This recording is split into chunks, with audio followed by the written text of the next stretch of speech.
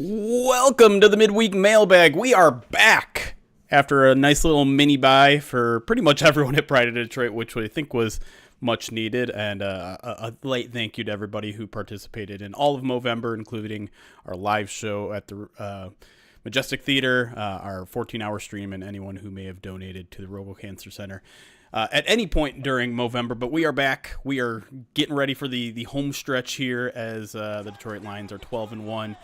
And heading towards the playoffs. They are officially, I think this is our first, at least my first post-playoff clinched podcast. Is that the same for you? Yeah. Yeah. It's been like 3 days, man. Yeah. 4 days, whatever it's been. Yeah. We've definitely taken the day off or two, right, to try and regather us. I feel like I'm still kind of finding my energy level after a very intense 11 days. Hopefully fans were able to refresh as well, because 4 more games left in the season, and then it's on to the playoffs, which are guaranteed. So yeah, that's exciting. Yeah, and a somewhat regular-ish schedule down the stretch. There is a Monday Night Football game mixed in there, and we'll see if Lions-Vikings gets flexed at some point to maybe that Sunday night game, considering where things are headed. But, by the way, I'm Jeremy Reitzman. I'm the producer over at Pride of Detroit. The other guy you just heard over there is the managing editor of Pride of Detroit. You can find him at Erik Schlitt at Twitter. No underscore, but there is a K in there instead of a C. I've already asked how you're doing, I think, Erik, so I think we should maybe just jump into the questions. Yeah, I think the K's, Erik with the K, that should be the standard now. True. We should only recognize people that spell it with a C and acknowledge that, because really, Erik with the K is the way to go. Okay, shots fired right out of the top of the show. This is a half century crusade I've been on. Not quite half century, but wow. About that. You are literally showing your age. It just feels like it. All right. Well, let's get into the questions. And as always, if you want to submit questions, you can send them to us on Twitter using the hashtag AskPOD. If you're a Pride of Detroit Direct subscriber, which is our premium newsletter that gets exclusive videos and other Pride of Detroit content, you can just send me an email through that account as well. Our first question does come through Twitter, and we're gonna travel a little bit back here to the Packers game, because there's still a little bit of the residual narrative happening in the national and local media, and we haven't really talked about it too much. Vil_Lines asks, why do you think national guys are attacking Dan Campbell for his aggressiveness after it worked? Boredom? Idiocy?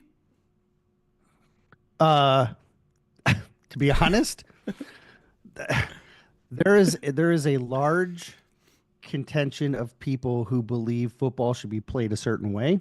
Mm-hmm. And I think a lot of the people that have spoken out against the way Dan Campbell coaches have not caught up with the times. Mm-hmm. And the ideology of playing football scared is now a losing mentality in the new aged NFL that we are living in now. And when you look across the league and you look at the coaches who are aggressive and timely and know how to use their players appropriately, going for situations on fourth down is just part of the everyday scheme. And when you have built your team to find success in these situations, it's not as risky as it may appear to the these old school guys, and they're scared. They play scared, and when you play scared, you lose. We see this all the time in the NFL nowadays. And so, look, if they don't want to get up with the times, great. They can continue to be wrong on national TV in front of a bunch of people. But until they decide to recognize the way that the NFL has evolved and changed, aggressive mentalities is typically what leads to success. Yeah, I mean, I think the very basic answer to this question is the Lions were on national television and went for it on fourth down 5 times. Like that's naturally going to be the talking point of recapping that game no matter what, because you very rarely see a team that was leading for most of the game go for it on fourth down that many times. And I think that last one in particular is one that we haven't seen a lot of, right? I think most coaches would kick the field goal in that situation. But most coaches don't have the best offensive line in football. They don't have Penei Sewell. They don't have David Montgomery. They don't have a defense that is sporting 4 practice squad guys or whatever you want to, however you want to put it. Like, all those things need to be factored in. And then, yes, speaking of Pride of Detroit Direct, Ty Schulter has a really, really good piece about why this narrative that the Lions are not playing like they're winners anymore. They're playing like they did when they needed to be desperate and go for it on 4th down all the time in Dan Campbell's first year. Why that narrative doesn't make sense. Why that narrative of, hey, let's play risky because we have to win games like this. The Teddy Bruschi line of, you're a good football team, start playing like it, is a false narrative, because guess what? This isn't the riskier outcome. This isn't the riskier choice. Going for it on 4th down in a lot of these situations. You look back at what happened in that Vikings game where I'm trying to remember the team that they went up against. In Arizona? It was Arizona. Yes, Arizona. Right. Yeah. Yes. Panic Arizona. City. Yep. Arizona's up 3. They're in the red zone, and then they go scared. To prevent. Yep, they play scared. Ridiculous. They kick a field goal there when the analytics now say go for it, because going up 6 instead of 3 is actually not as good as you think it is. And right. And listen, like Gannon got even Greg Olson. Yeah, even Greg Olson was telling the national audience that. Like, that's the point we've gotten to. That even the color commentators are saying, look, this is a changed game. All right, I'm sorry, continue. No, I was just Greg Olson to me is maybe the only announcer who would have caught that. Like, I think in general, and I think a lot of times perception of a game is going to be based on what the announcers are saying. So Gannon got a little bit of heat after that game, but if Greg Olson had kept his mouth shut, I don't think you would have heard about it at all. Because that is the perceived safe play. But wake up, that's not the safe play anymore. Yeah, it's a different game, and like, you can't even like look at this style a decade ago. And it might have been the wrong decision to do this a decade ago, because the game was different. Teams don't score at the volume and at the speed that they do nowadays. And back 10 years ago, and it's like it's not even that long ago, but like even 10 years ago, that decision to force teams to have to score was a smart decision, because teams couldn't score in 45 seconds or whatever, right? They couldn't score. They didn't score touchdowns that quickly. And so, but now teams can score at will, almost like from any point on the field with any time situation left. We've seen it, and we've seen this game evolving that way for a while now. And the emphasis on wide receivers, the emphasis on the passing game, the emphasis on stretching defenses, even the way that defenses are now playing with the cover 2s and allowing stuff underneath and so much emphasis being on the act. Like, there's so much more that lends itself to the offense now, that you can't just put yourself in a situation where you can hold the lead. You can't hold the lead anymore. You have to go into situations saying, I want to control the ball throughout. And if you're not going into that situation, then you're not playing with the winner's mentality, and you're definitely not playing in Detroit. Absolutely. Another kind of small criticism that I've actually brought up on occasion comes from Adam K., one of our Pride of Detroit Direct subscribers, and I'm kind of curious what you think.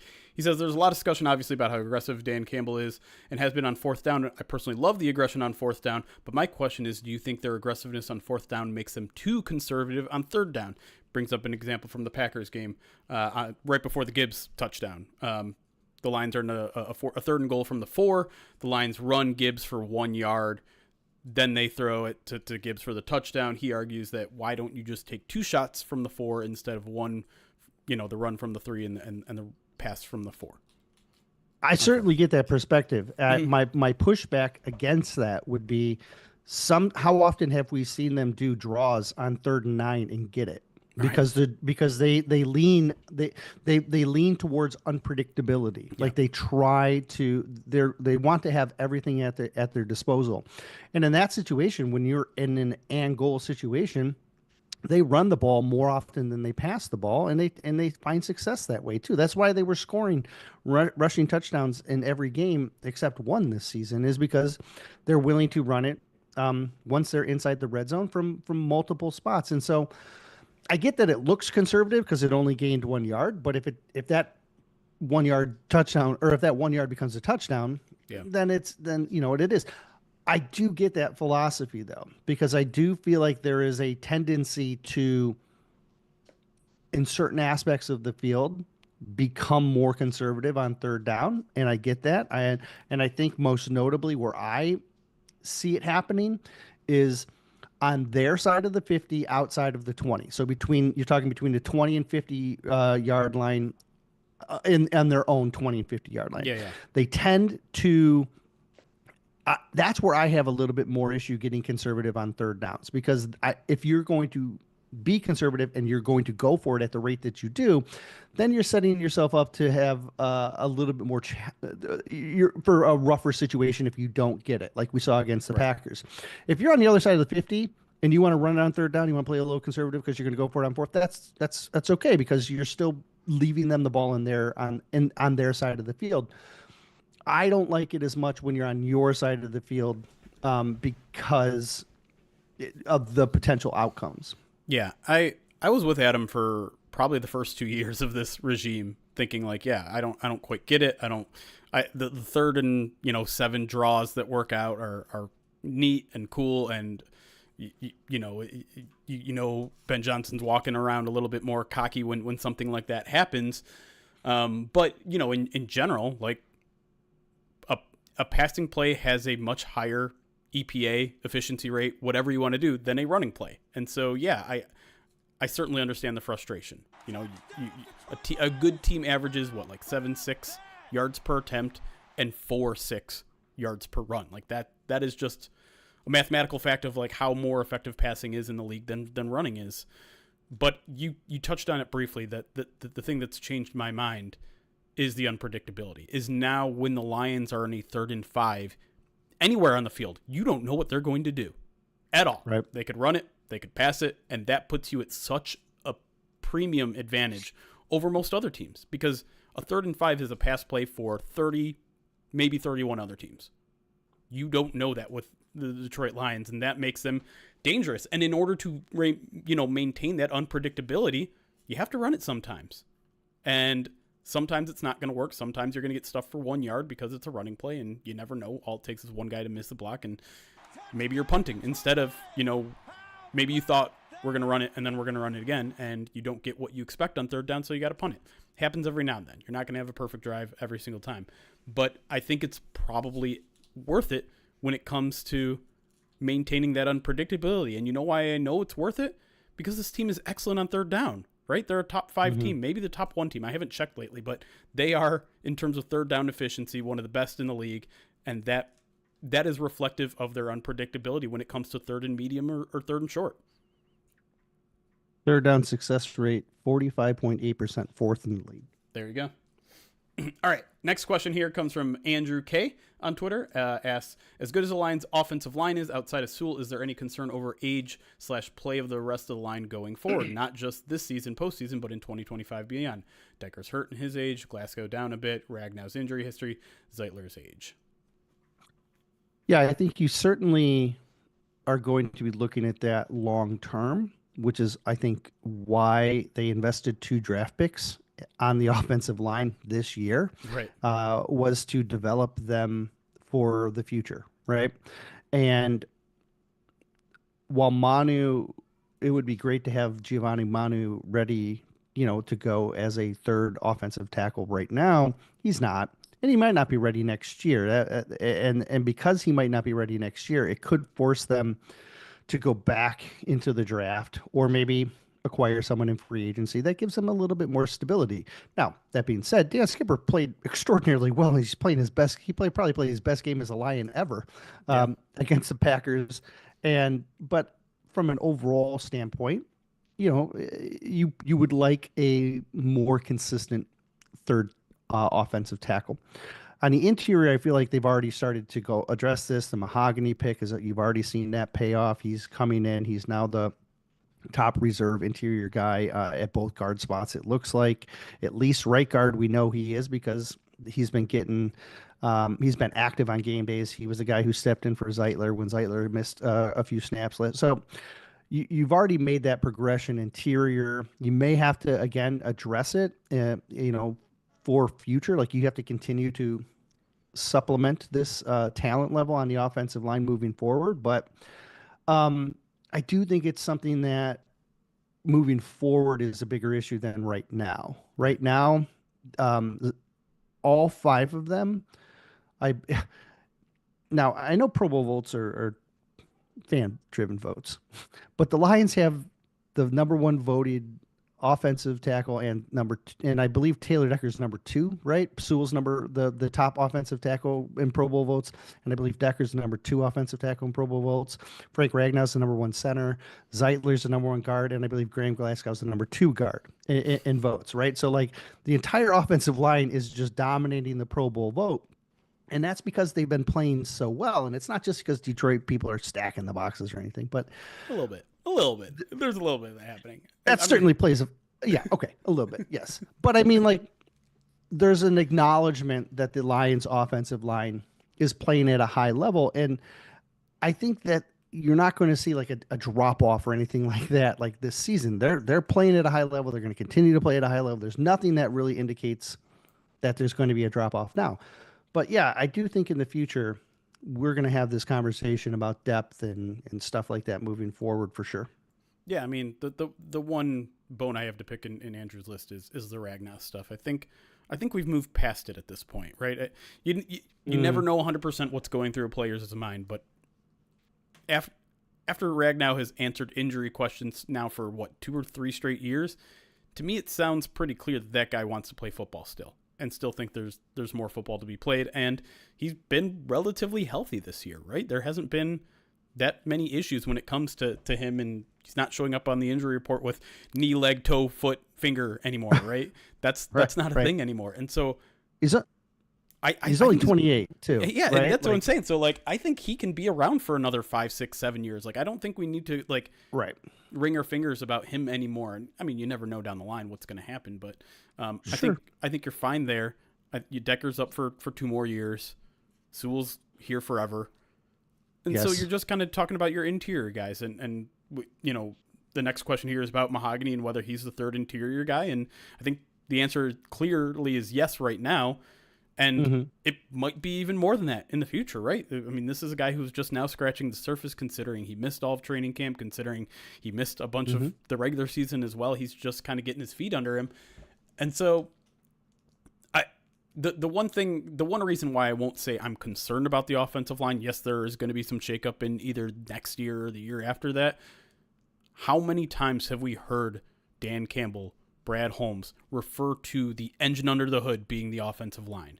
They know the importance of this position back and forward. And so they are going to invest in it when they have to. Just like they invested in Zeitler when they said, you know what, we're not going to keep Jonah around. We're going to go and make a veteran guy a priority who we know can step in and provide Pro Bowl level talent, which he is. So I'm not concerned about it. The names might change, but I know that this front office is going to prioritize it so that this team doesn't lose their main identity. Yeah, and you can see that in a lot of successful teams throughout the league, is that the investment that they've put into the offensive line is showing results on the field. Yeah. Like arguably 3 of the best offensive lines in the NFL are the Lions, the Eagles, and the Bills. And they're all 3 wildly successful this year for a reason. They're 3 of the top 5 teams, or 3 of the top 4 teams in the NFL. And the Vikings are on the upswing with their offensive line as well. They've been adding talent and getting better as well. So it shows, and this is a very aware front office of that. Yep. All right, one more question here before we head to our first break here from Chris Brinkman on Twitter asks, which of these new defensive additions do you feel will stick with the team after we get healthy? Also, who might be around next year? Oh boy, I think they all want to be around next year, right? Like, well, they all want to be around, but yeah, will the Lions be able to? I mean, it's an interesting question because you think about, oh God, who was the defensive end from Dallas that the Lions added last year, and he played like 3 games, and then once the playoffs came, they cut him. You're talking about Bruce Irvin? Bruce Irvin, yes, exactly. Like, which Okay. one of these additions are going to be like a Bruce Irvin type? Like, hey, thanks for helping us get through this tough patch, but we don't Mhm. need you anymore. And how many of these guys like have shown up enough to be like, oh, you might stick around? Look, my gut feeling is that Jamal Adams might be Bruce Irvin. Mm-hmm. That's kind of my initial gut when they signed him was Yeah. because they put him on the practice squad and they had a specific role for him. It kind of had that same sort of feeling, right? Right. Um, but I also think if he's not coming back, that really opens the door for Jamal to stick around Sure. a lot longer. The one who stands out the most is, of course, Muhammad. Mm-hmm. Muhammad has been sensational. He really has. Like he's really found his groove. He's been with the team for almost 2 months now, I believe, and he's found his rhythm. He's found his role. He understands the scheme. He fits the scheme really well, and I think he's playing at a high level. Even when you bring back Pascal and Onzarike, Muhammad still sticks as kind of, I think, edge four and plays an important part in the rotation. He's a guy who will, I think, you keep around and then you let him challenge for a role next season because edge, you can always use help on the edge. I really like Ezekiel Turner as Yeah. well. I think systematically he fits really well. He's a tremendous special teamer, one of the better special teamers in the NFL. We talked about that when they initially signed him on. He's exactly what you got in Jalen Reeves-Maybin. And Jalen is getting a little older, and so you want to get a little bit younger in that avenue. You're going to let Ezekiel, I would say, bring Ezekiel back and let him challenge there as well. Again, kind of fits a very specific role. But I'm not gonna lie. I like most of them and how they fit, right? Like Miles Right Adams, there. he Yeah. fits very well, right? Like and I talked to him for the first time after the game. Holy cow, wildly smart. Yeah. Like as smart of a person as I've ever talked to in a locker room. I was extremely impressed with him. But again, am I going to say he's going to am I going to guarantee like he's going to have a role next year? No, I mean not. I can't do that. Right. It's certainly too early. But he fits very well. He fits that a position versatile player on the interior. So yeah, I think there's a lot of these new additions. They were targeted for a reason, Yeah. right? But if I had to pick the two that I think would almost guaranteed to be around next year, I'd say Muhammad and Turner are Yeah. the front runners. Yeah, Turner was going to be my answer, and you kind of nailed everything. It's the special teams ability that if he goes into 2025 as the Lions linebacker 6 or 7, there's still a role for him. They've shown that in the Right. past, right? But obviously there's going to be a lot of competition there, right? We'll see what they do with Derek Barnes. He's going to be a free agent. I believe Jalen Reeves may have been still under contract for one more year. There are a lot of guys. There's going to be heavy competition there, but I think he's done everything he possibly could to earn another contract here and work out that competition. I I Jalen Reeves is under contract. You're yeah. correct. I almost want to say Pat O'Connor, but I don't even know if he qualifies because he's a guy that they signed in August. Yeah, He's but just they been started on the practice squad, right? So right, maybe. yeah, but it's really, I mean, just hearing Dan Campbell talk about Pat O'Connor twice this week alone, saying like how key he was to that game, and he's a guy Yeah. that brings a lot of positional versatility, right? Like he plays all the way from the 5 to the nose, and the Lions have needed him basically at every single one of those spots with all the injuries that they've had, and he's been very pleased. Now, I still need to go back and watch the Packers game because he didn't stand out to me that much. Like he had a couple big pressures right in that game, which was a bit of a surprise and certainly a welcome surprise given the Lions didn't have a ton of interior pressure when Lee McNeil left that game.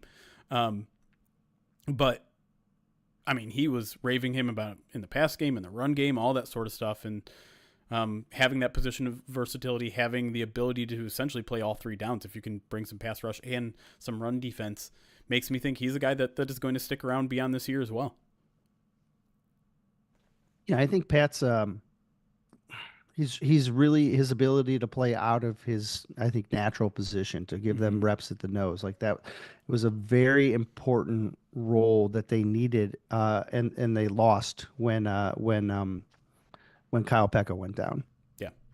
All right, we're going to take a break. When we come back, we're going to talk a little bit more about the injuries, and then we're going to kind of look ahead. We're going to start peeking at the playoffs now that we officially can, talking about some early matchups they might face, some competition, and then talk a little bit about this upcoming highlight game against the Buffalo Bills. So we will be right back on the Midweek Mailbag.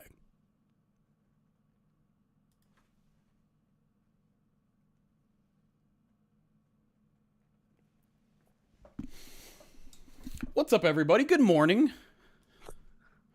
Man, first kid appearance right at the very end there, so got to mute. Testing your fast fingers this morning. Yeah, well, of all the days for my kids to not have school, it happens to be today. Midweek Mailbag Day. Right? I got all three of them by myself. Hope that the 10-year-old can keep the house from burning down. All right, Chad, if you see smoke billowing behind Erik, please let us know. Yeah. Let's get to some alerts, and then we'll have a little chat with you guys. Talk some ball. Talk whatever you guys want to talk about. I don't care. You want to talk Christmas? You want to talk Thanksgiving? Mustaches, and the lack thereof? That's fine too. Krolik, thank you for the 43 months. Says, good morning, guys. Good morning, Krolik. Spielman, 27 months. This is third Twitch baby. It's a lot of Twitch babies. Mirthrander, 38 months subscribed to the channel on Twitch. Just Insane, 33 months, says LFG.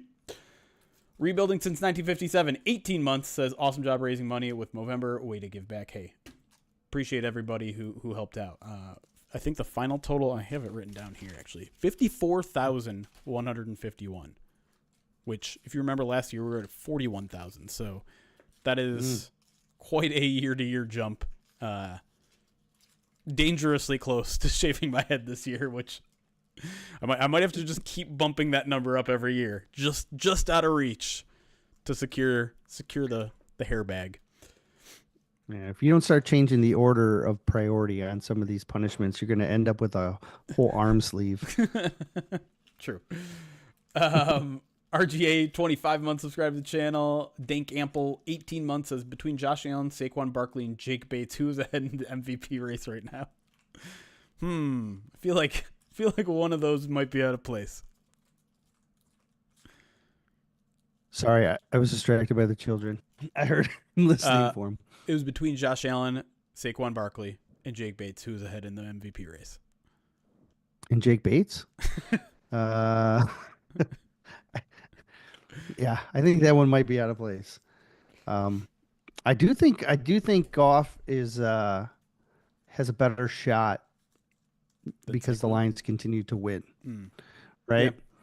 And if Philly keeps winning, that's going to keep Saquon in it, and same thing with Josh Allen. But how many days can you have? How many games can you have where you put up 6 touchdowns and lose, and then that still be like, all right, you know what I mean? I mean, it both shows how valuable he is and how much that might not even matter. I don't know, and it was the way he got him too, right? 3 passing, 3 rushing, which is the first time that's ever happened. Right. I really thought Lamar was the front runner until I realized they're 8-5. Yeah. You know what I mean? Yeah. And then I was like, oh, and man, honestly, hurt. The passing statistics aren't great for him either. The rushing ones are, but yeah. I mean, it's why I think he went from being like the unanimous pick to like, okay, now he's right. I think if I'm not mistaken, Josh Allen is the odds-on favorite right now. Well, yeah, he's the flavor of the month, right? Like sure. he has this statistical anomaly here, and then all of a sudden he's the guy in a losing effort, which really goes against most things. It'll be interesting to see how this game if the Lions win this game. Yeah. How it plays out, because voters are influenced by that stuff. Sure. It's a shame this isn't like true national TV now. This game is going to get played in front of almost everybody, I imagine. Yeah, like 90%, I would think. Yeah, I haven't seen the maps. I was just about to check 506 map, see if that's out yet. But I gotta imagine it's not out yet. It's gonna be. We'll see it later today. Yeah, I'm sure. Injury report drops today for 4:00. Jay-Z, that'll be when the first one comes. We'll talk a little bit about injuries in a bit here.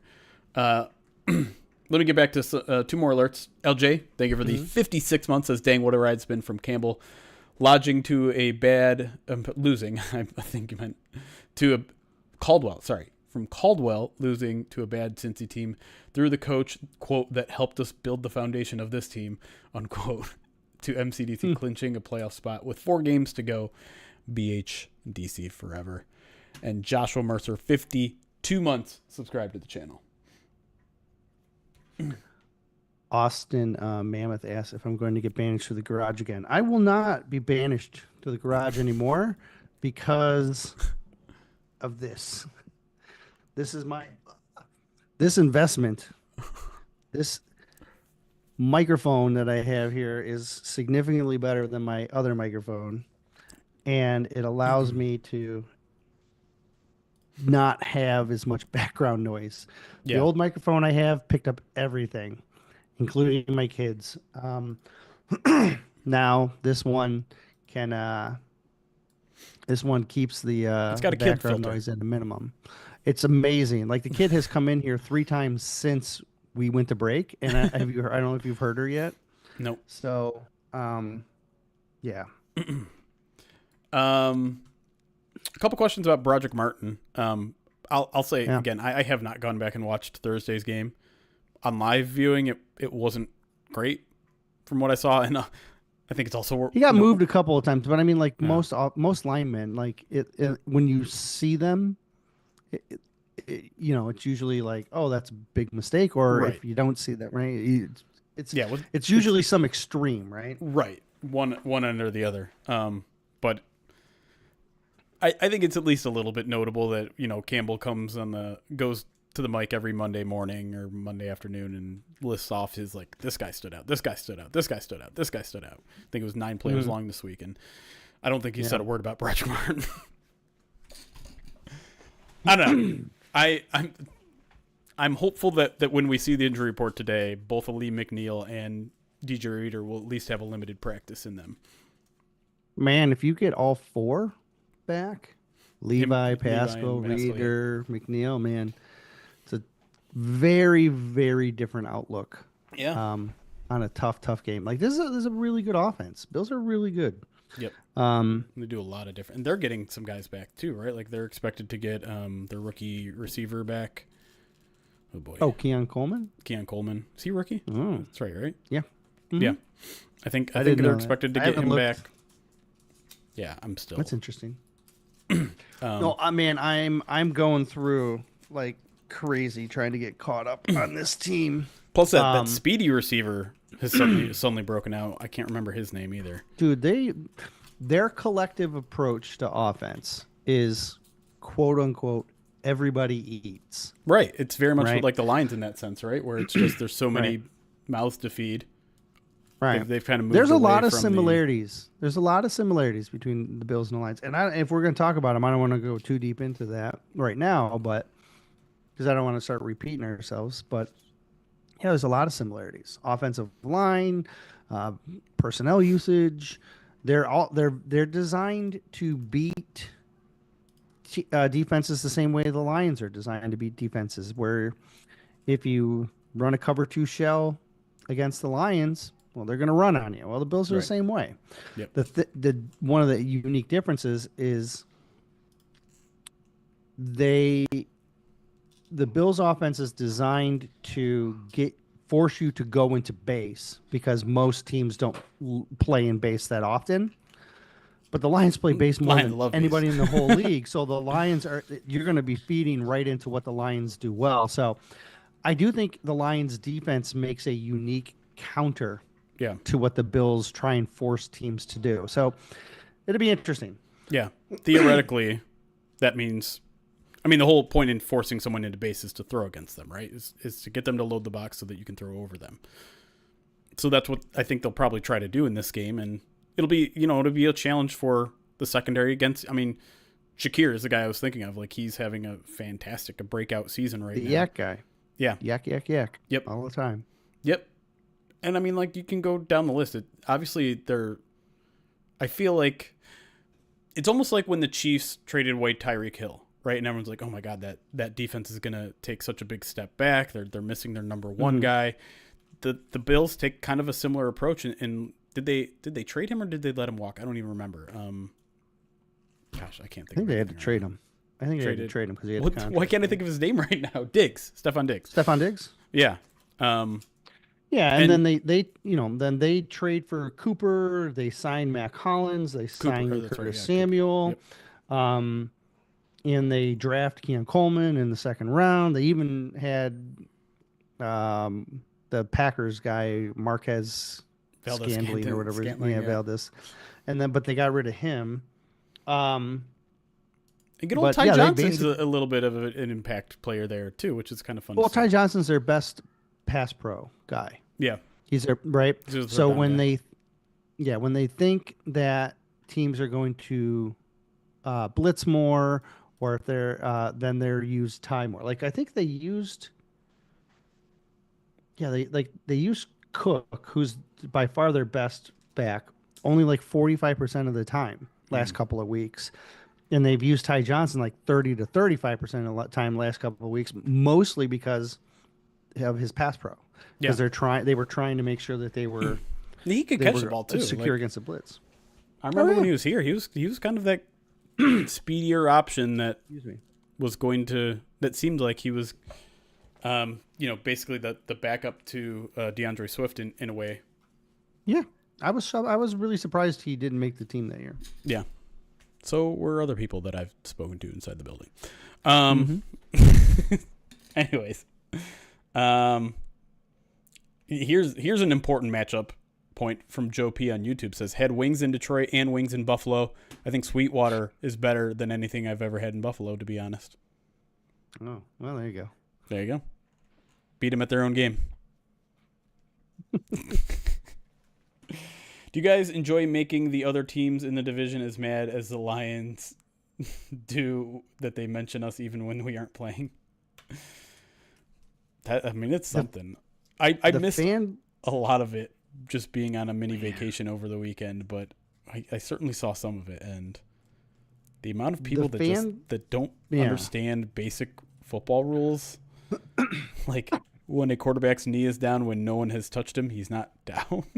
Like the most basic of things that we've all come to know. Very, very interesting.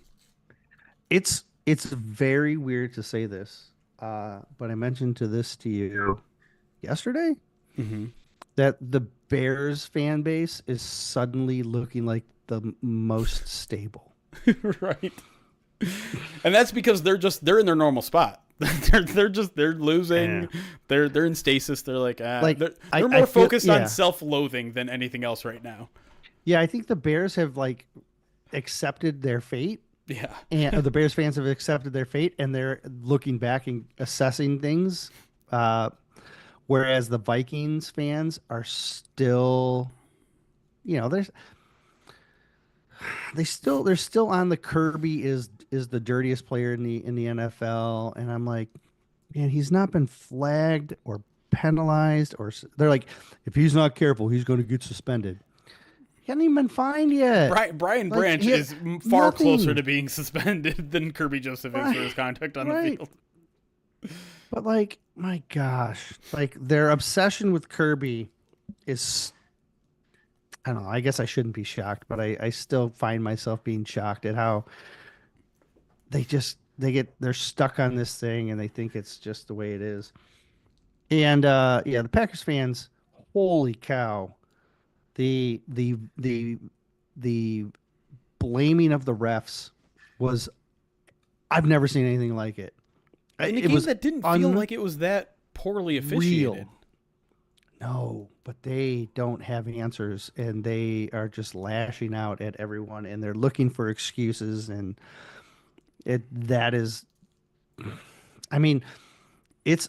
hilariously poetic that the Packers are complaining about not getting calls, and I am relishing the fact that this is where we are, that the rooster has come home here. You know what I mean? Like that for all those decades that they got every call that you could think of, where you have national media even pointing out how bad the calls are in their favor. I wrote articles Yeah. on it. I've written articles not even sharing my opinion on the refs, but just national opinion on how the refs favor them. Yet now you have one solo, like Packers fan base articles, writers, all just, it's only coming from the Packers though. Everybody else nationally is quite literally laughing at them. I They're going to Bills blogs and they're like, please beat the Lions, please beat the Lions for us, and the Bills fans are laughing at them, and it's like it's embarrassing. I feel bad for them. I do think it's like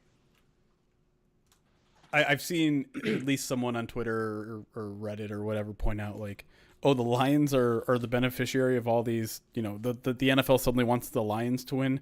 Just look at pass interference calls alone. Just look at that. Mm-hmm. The Lions have like 17 against them and 1 for them. Defensive pass interference. They have a couple offensive pass interference in their favor. It's just like one of my favorites came from. I was going to say the most impactful penalty in football. Yeah. Pass interference. Yes. And the Lions have, without a doubt, been hurt by that penalty more so than any other team. The one that I found the most interesting was they've started to, specifically Vikings and Packers fans have started to create like, memes and stuff like that where with refs wearing Lions gear and stuff like that. And then you have the KC refs, the refs wearing KC memorabilia and stuff like that as well, right? And they're starting to say, oh, the NFL is rigged because this is the Super Bowl that they won. They want it to be Lions KC. And even the KC blogs are like, look, I get that people think the refs are on our team, but what are you doing with the Lions? They're like, come on. They're like, come on. Right. They're willing to accept it, but they're again, just pointing and laughing at the hypocrisy of the Packers. And listen, if you want to play conspiracy theory and like, who would the NFL want to win? I'm not sure the Lions are anywhere near the top of that list. I mean, we already saw the article. Well, we know Vegas doesn't want them to. That's what I'm getting at, right? Like Vegas doesn't want to win, and guess who's in Vegas's pocket, right? Like guess who is benefiting from all of this Vegas stuff, all the sponsorships that are getting into the NFL. The NFL is, and so theoretically speaking, they probably don't want Vegas to take a huge hit, and they certainly will if the Lions win the Super Bowl. So if you want to play, who does the NFL want to win the Super Bowl? Certainly doesn't feel like the Lions are in the top 5 of that list.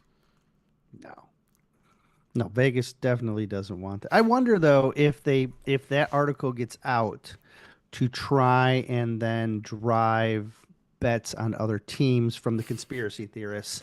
You know what I mean? Sure. Like because like honestly, like a lot of this stuff is just can be planted material. Like to be honest, So, I don't know.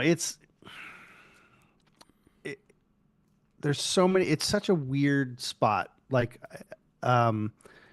being at the top and trying to cover a team at the top because there's so many new angles and storylines that are being thrown at us that like I'm not used to covering or addressing. Like in the past when they haven't been as good, and we're preparing for like this question and we know what we start looking at the college kids and but now like this is new environment for me. Like for example, I don't think I saw this question in the mailbag. Let me just double check it. But Mary from Hail Mary on Twitter asked, is the presence of the national media, does it make it more difficult to do your job? And for me, 100% makes it harder to do my job because I have to fight through the ridiculousness in the locker room all the time. Yeah. I have to fight to get in line, and then they will glom onto like what are the national like stories. Right. And so I end up having to like alter my path. So instead of like getting pushed out of a scrum where I can't quite get my recorder into, I end up having to like go out and then talk to some other guys that aren't getting attention and then try and make my way back to those more national storyline guys. And so it certainly makes things harder for me because and it's gonna get worse. It's gonna be worse next week. Yep. And it's just going to continue to get worse and worse. The security measures that they put in at Ford Field now make things even harder across the NFL, not just Ford Field, but across the NFL. That's going to make things even harder. And so it's definitely it's a different perspective covering this team now than it was. And you can certainly tell when like a national person makes it into a Dan Campbell press conference and asks something like, well, you know, since you came into the league, you talked about biting kneecaps. So you still have that same mentality, like, you know, just like a very something that has been addressed 3 years ago, or you know, some very. And listen, not complaining about those guys. They have a job to do. It's whatever. But the truth of the matter is, like, there is a finite amount of time, a finite amount of questions that we can ask Dan Campbell in that time. So when a national person comes in there and asks a basic question that was asked a million times before, I understand why they did it, and it's part of their job. But it does take away from a little bit of the local coverage. It does, you know, if we want to ask a specific question about injuries or technique or scheme or whatever, that takes away from it. So. Yeah, well, there's certainly some local people that definitely ask questions that take away from the overall narrative as well. Very true. And that's the same thing in the locker room. Same thing in the locker room as well. Like, you're trying to get to a guy and you got to fight through just one person asking the same question to like 8 different people, and they just or they don't respect the kind of established rules of, you know, the quote unquote rules of respect, and like when you're one-on-one with someone, like how you're not supposed to like come in, right? Yeah. And so we don't see that as often. I don't know, it's definitely harder, and I'm not looking forward to how it gets worse, because playoffs are a completely different bag, right? Like playoffs, it's like triples. Was insane last year. Every round it gets worse. Yeah. The media, and again, this isn't unique to the Lions, but their setup to house that many reporters is not great. Yeah. Because they kind of filter both teams down the same tunnel, and then they exit into both the locker rooms. They just kind of diverge into these 2 locker rooms, and so there's one kind of space where you have all the reporters trying to get to one team, and then all the reporters trying to get the other, and then the national gets mixed in, and you get squeezed out very quickly. Speaking of things that are challenging, they're probably going to wear their black uniforms this week, right? Probably. I forgot how. Yeah, probably. They're changing their avatar to black logos, and Dan Campbell's did Dan confirm it? Didn't Dan confirm it? No, Dan went on the radio and they asked him to confirm it. He's like, is it out there? And like, oh, it's been hinted at. He's like, okay, well, we're either going to wear black or blue or gray or silver. Oh, okay. He did. All right. Well, we all kind of know what's happening. I'm not looking forward to that. Oh, the numbers. I forgot about the numbers. Yeah. So I remembered it this morning. I was looking for a picture in the of the black uniforms for the article I wrote this morning, and I was like, "Oh, I remember. This was not fun. This is terrible." And there's still new numbers out there. Like, who's 47? Do you know who number 47 is? I don't. Ezekiel Turner. Sure, I believe you. It is. Okay. I just said I believe you. Don't yell at me. For the TV audience, you're not going to notice. For the people who are there in person, even fans in the audience, in the stands. Yeah, and even like no matter where you are, upper bowl, first row, like it's a bit of a challenge if you're at the game. So if you've never been to the, if you didn't go to the Seattle Monday night game, and this is your first time seeing the black uniforms in person, they're a little tricky to pay attention to. You have to start like, and so But for the viewing audience, they're going to be going to sound like old people complaining. Yeah, that right. Yeah, like you're gonna look at it on TV and you're gonna be like, "What are they talking about? It looks great," and it probably and it does. It does. The rewatch, it looks great on TV. In person, it's a little harder. I should say real quick, especially because she's in the chat, we got a Christmas card, which was very nice Oh, from our friend Jill. nice. Very nice. Yeah, while I was sending out some Movember stuff, I checked the P.O. box. And yeah, I was not expecting that. Thank you, Jill. It was very nice. Okay. Any other questions? Does Jeremy break out binoculars and pass sticky notes to Erik? You want me to be your stats guy during the game? just so I can see. Yeah. No, I tell you, every game we have a routine, right? And the binoculars come out, but we normally lean on the binoculars in pregame. Occasionally, if they're on the far end zone, we might. I noticed you've been using them a little bit more. Yeah, I like to. I'm trying to pay a little bit more close attention to personnel on every play, and so just like I pull it out pre-snap and just like look at it, and see who's out there, and then I put them down.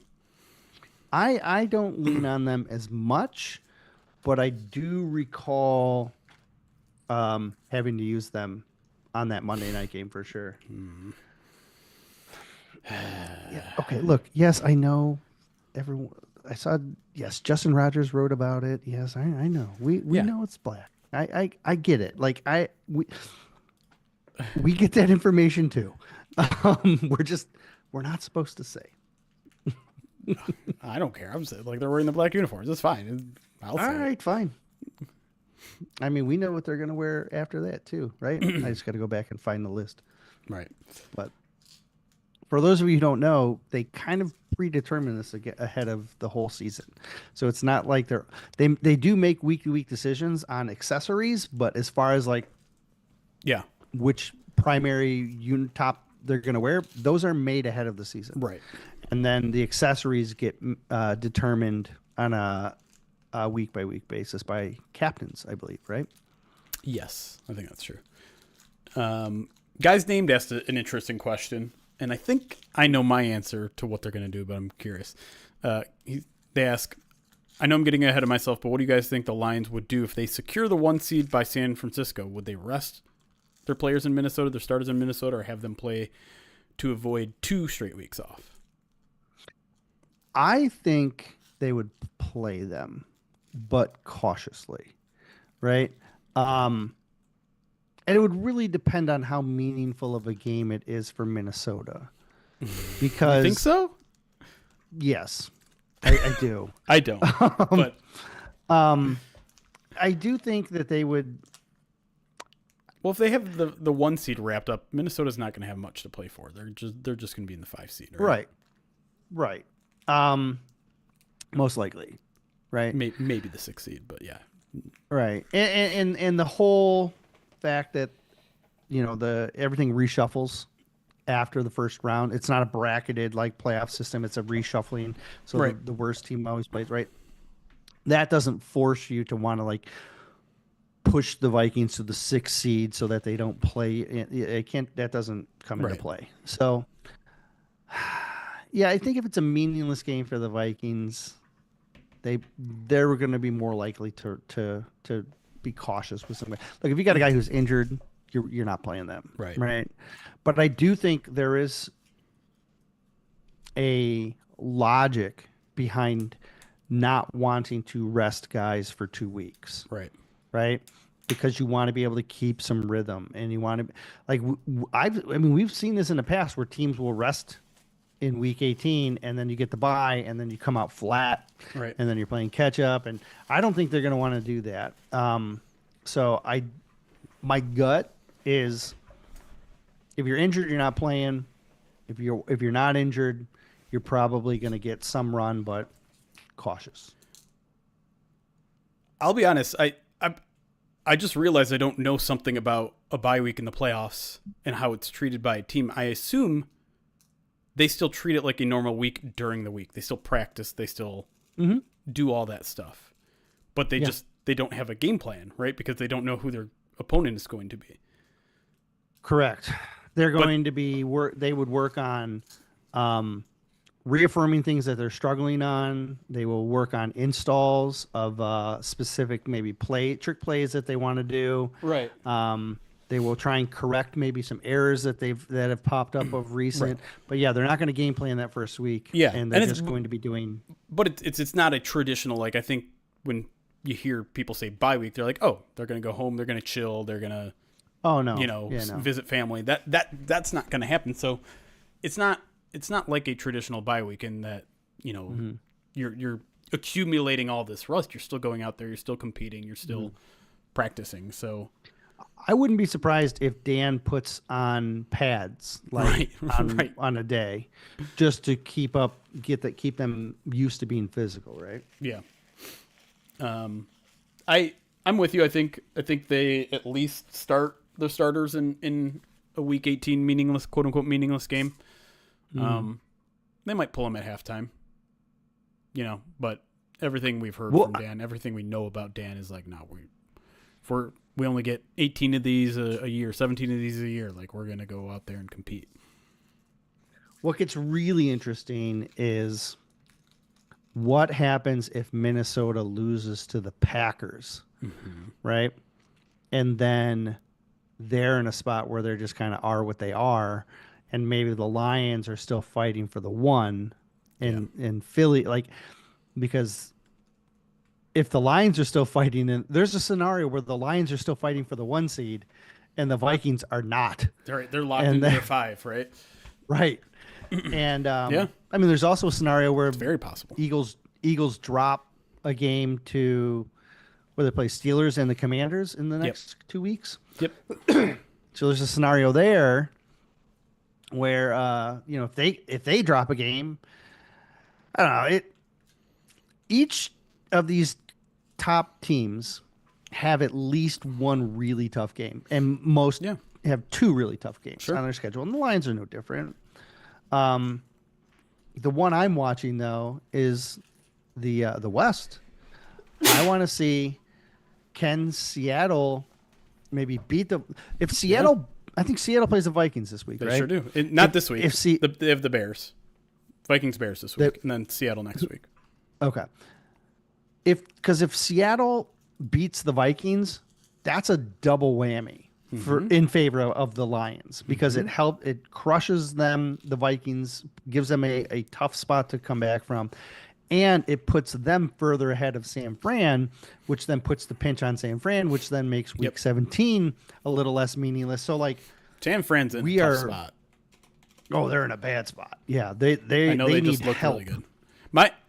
But they're one of those teams that make me think, like, even if they're mathematically eliminated, they could be an issue. I'm not overlooking them. But I'm not either. San Francisco's got the Rams on Thursday, so that's a big Thursday night game. I'm sorry, the 49ers have the Rams, Yeah, and the Rams are playing well. Yep. And they are very much trying to get in as well, right? They're trying to get in the hunt. Yep. And Same so, with the Dolphins the following week. That's a massive. Well, Dolphins are. I don't know. I'm not a big believer in the Dolphins right now. But they're 6 and 7. They're in it. That's all I'm saying. No, they're in. Yeah, but the Rams are 7 and 6, which is a massive difference. But no, for San Fran's 2 games out, like 2 games and help, and they only got 4 games left. If they win their next 2, that's week 17 game is going to be very challenging. Mm-hmm. If they lose either game, if they lose to the Rams this week, you can wrap it up. They're probably done they're done at that point, right? So. Is that what we're rooting for? I know there's some people that are a little anxious. We're going to talk a little bit about this, but well, it just depends. What do you want? I'm in favor of getting rid of San Francisco, and I get it, not wanting a hot Rams team back in the playoffs again. Yeah, but I don't know. Who would you rather face in the playoffs? 49ers or Rams? Yeah. It's a tough question. I think I'd probably rather face the Rams still. They still, The hard part is but it's tough. the hard part is if things play out the way we hope / think, though one of those teams may have to go into Philly in order to win. Yeah. And then if they beat Philly in Philly, then they'd have to go to Detroit. Right. And if Detroit's coming off a rest, and they've just had to play Philly in Philly, what's their team going to look like then? It's going to have massive confidence. Yep. But I wonder. So be it. It's the playoffs. Got to play some good teams. Mm-hmm. Yeah. That's how it works. I don't know. I don't know who I'd rather face between those two teams. I don't like either of them. Okay. Let's get back into the mailbag. What time is it? Yeah. Let's get back into the mailbag. All right. Let me just warn my kids. Okay. And then we'll start. Absolutely. Yeah, that's a good point too, Jay-Z. Like, when you consider that Minnesota and Green Bay, if Minnesota doesn't win the division, Green Bay doesn't really have a chance to win the division. They're going to be a 5 or 6 seed, right? Those teams will probably be the 5 and the 6 seed. Maybe Washington jumps one of them, but 5, 6, or 7. Let's say one or both of those teams win in the wild card round. The Lions are waiting in the divisional round because they have the first round bye. The Lions will then face the team with the lowest seeding. And there's a very good chance that, I would say there's a very good chance either the Packers or the Vikings beat, the NFC South winner, the NFC West winner. And so if that's the case, then you have a 5 or 6 or 7 seed in the second round, and that's the team that the Lions face. They're going to face the low seed. So I would say if the Lions get that first round bye, the chances of them playing an NFC North team in round 2 are very high. Very high. Let's hope it's Minnesota. I agree. I think Minnesota's an easier challenge for the Lions than the Packers are. Here's the deal. Like, wise. I think you match up well against a tougher defense with Minnesota. But I also think all you need is like a fan or two to hold the American flag pre-game to get Matt LaFleur off his game. And my God, can you imagine if the Lions went into Green Bay and a fan started chirping at Dan Campbell and he reacted that way? I can't even imagine. No. I can't imagine Dan reacting that way. That was the most Sirianni-like I've ever seen Matt LaFleur. He's like that every Lions game, though. Yeah, He gets out of his bag and like. Why wouldn't they've lost 6 of 7 to the Lions? Like it's clearly gotten into his head. I've said this before. Like LaFleur is a brilliant offensive mind, but he is outcoached by Dan Campbell every time they face each other. Every time. Well, except for Thanksgiving last year, but that's it. All right.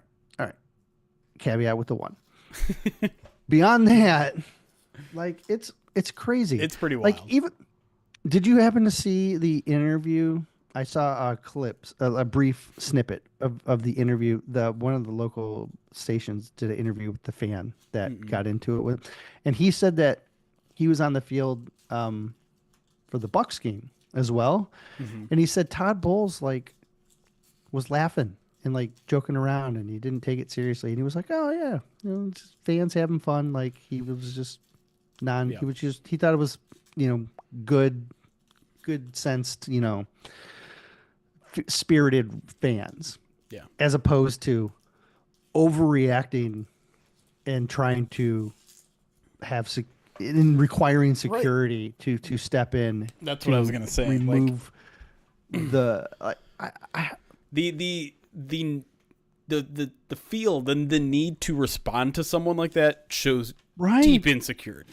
Because Dan Campbell would laugh it off or wouldn't even hear it or be in his own zone or he just hears Metallica playing in his head 24/7. I don't know what's going on, but wouldn't faze him, right? But if you have a fan... also Dan Campbell's also 6'5", 250 pounds, so that certainly helps as well. But it's very funny to me that, what do you expect? What do you? You're in Ford Field. I don't know what the expectation was there. Like, I agree with you. I looked at that and I laughed and I am like, oh, I don't. he's toast. I'll be honest. He's I have never. I've not dove into the story at all. I don't even know if I've No, seen the no, no. replay of what exactly the fan did. Not But much. He was just talking shit, and then LaFleur like started yelling at him and like he ran towards the fan, and then the fan like let go of the flag and like was talking smack right back at him. And hold on, I don't hey, know. It's I very just silly to me. gotta It's all complete very with silly to Harper. me. But It all I know is is this: when you're crazy. paid to be on that field and paid millions of dollars to keep your head and show leadership, Why are the you onus even is paying on you attention? to not look like an idiot. And Yes. not saying fans have the right to be jerks and get in other opposing coaches' face. Like, obviously that guy Yeah, was no, given the privilege to be down there and hold the flag or whatever he was doing. Yes. Yes. And yeah, he should probably act better, but Yeah, same I time, don't. It's a fan. Like there's a fan that was probably the same distance away from him in the front row, doing the exact same thing. Right. And I didn't see him climbing into the stands to try and attack someone. Um, they're bringing up Kelly. It's the same thing. It's the deep sense of insecurity. Like, oh, they're booing. It must be my children that they're booing. Come on. Like, I'm still baffled that was her conclusion. And I shouldn't be, because we have spent countless minutes talking about how wildly insane she is. But like, All right. Let me quickly watch this just so I can say I've watched it. no, this is already after. This is already This is after? no, this is already like how it's already underway. It's already sparked itself underway.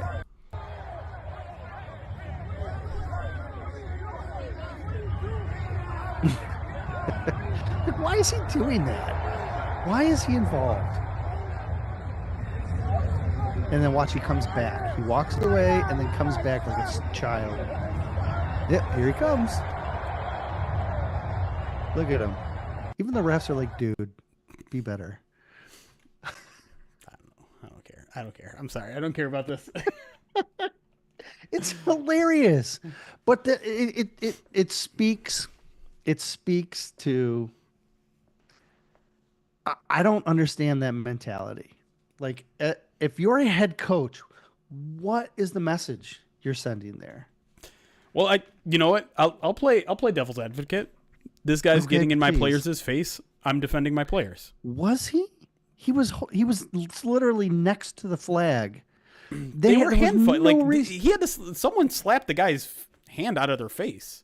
Why are the Packers even on the field I don't know. when the American I don't flag even know when comes this out? happens. This was during the national anthem. No, because Yes. everything was dark. They were setting up for it. Okay. This was during But the it hadn't setup for the happened yet. national anthem. So maybe they were finishing warming up. I don't know. Listen. I don't care. The I don't care about teams- any of this. It's stupid. I do. entire Let's thing keep is stupid. talking. No, it is. But like, there's no reason for any of them to be like even near each other. There's no reason like if he should have never stepped away from the flag, right? But like at the same time, like, why are they engaging? Why are you engaging fans? Right? Like, I think they should have done, what was done to them. They should have just thrown up two birds, and as they walked off to the sideline, and that would have been enough, right? Everybody, they would have taken a photo of it and then put on T-shirts, and then people would have wore those T-shirts out of the tunnel, and I don't know. It was.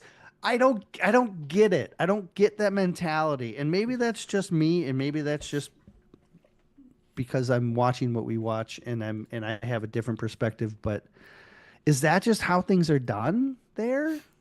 If it is, I'm glad I don't root for that team. I'm done talking about it. Here, let's talk some more. Did you see Kirby and Tucker Kraft getting into it? Nope. I mean, I did see that, and I also don't know what that's about, and I also don't care. All I know is Tucker Kraft got asked about it again this week, and he's like, "I'm not talking about this anymore. Can you let me focus on my team?" Which I think is the right response.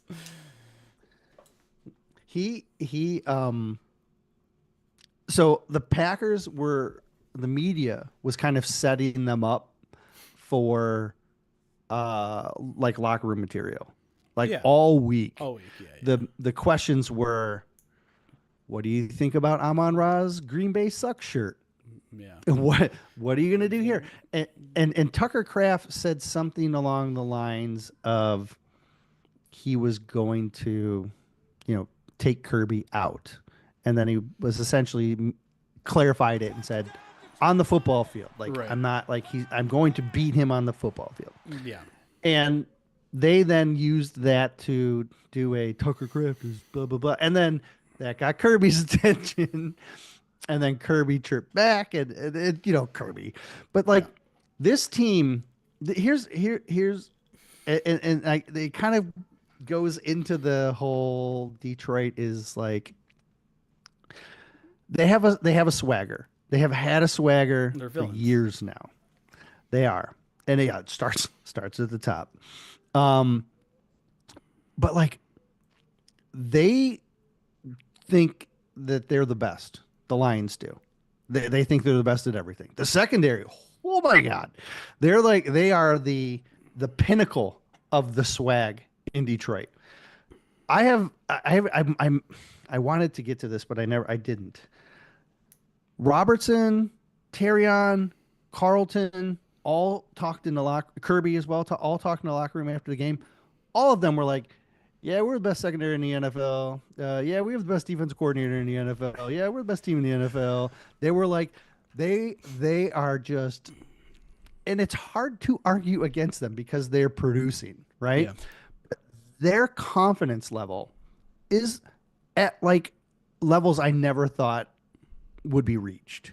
Yeah. And they are wildly confident. And when they are successful and you talk crap coming into that game, they are going to let you know about it.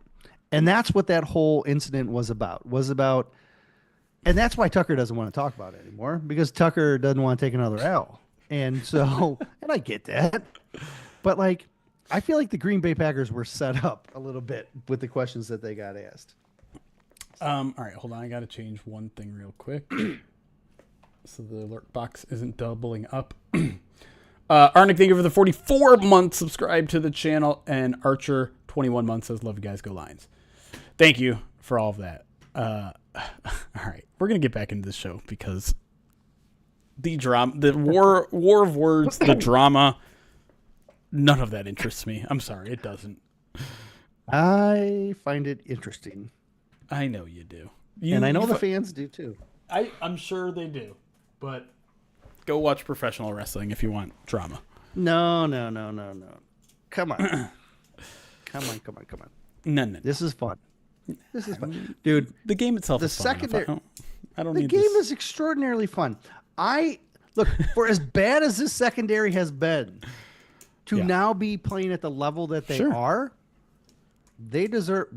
I'm not saying they shouldn't have some swagger. Absolutely have swagger. Go ahead. Jump up on your soapbox and I'm just not spray the L's out at everybody. I'm just not going to clutch pearls about what coach did what or what players said what. I don't care. There's no clutching pearls. This is I'm laughing at them.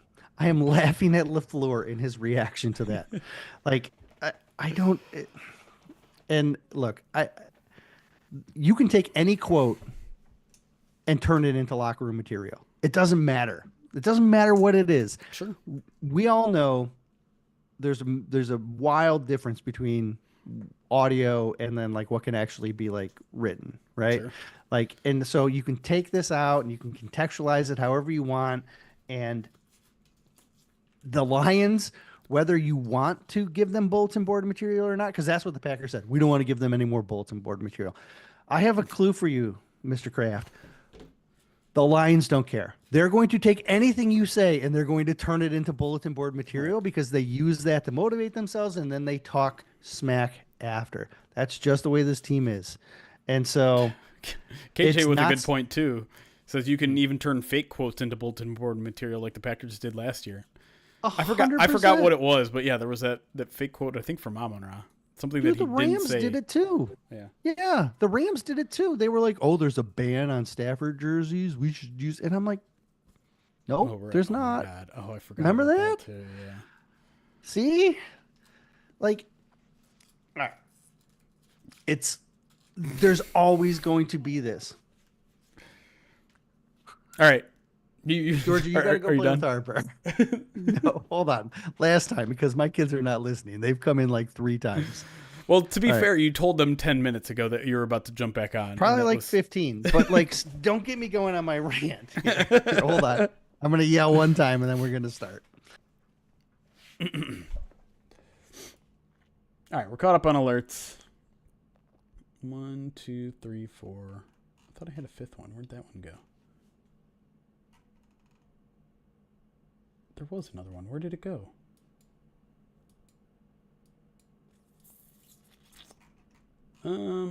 Shoot. I had one more question, but it's gone. Whatever. You good? Yeah. Okay. Even if I'm not, we're just going to have to deal with it. All right, here we go.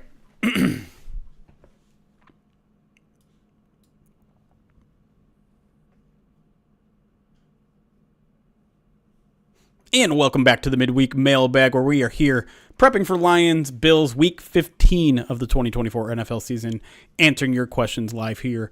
Don't forget to watch us live on YouTube or Twitch. We're live there. Just search Pride of Detroit. I don't need to give you the full hyperlink. You're an adult. But let's get back to some questions. The next one here comes from Google. You know how Google works. Exactly. Ask Jeeves. He'll tell you. Briere Gellig, I'm just going to say Briere G because I'm already butchered your last name. Says, I see a lot of people throwing away the Buffalo game result because it's the AFC. Are we underestimating the importance of that game given we still have to go to Chicago and play Minnesota? Is the fan base assuming too much that we go 3-0 against San Francisco, Chicago, and Minnesota? Okay, I get that, right? Like I get the fact that when you look at the totality of the last 4 games, this game is the least impactful on the Lions record, right? Yep. At the same time, if you are interested in the number 1 seed, this is a game that you have to take very seriously and you have to win. At the same time, if you do lose this game, there's still an opportunity for you to still keep the 1 seed if you win out against the other 3. But yes, it's not guaranteed at all.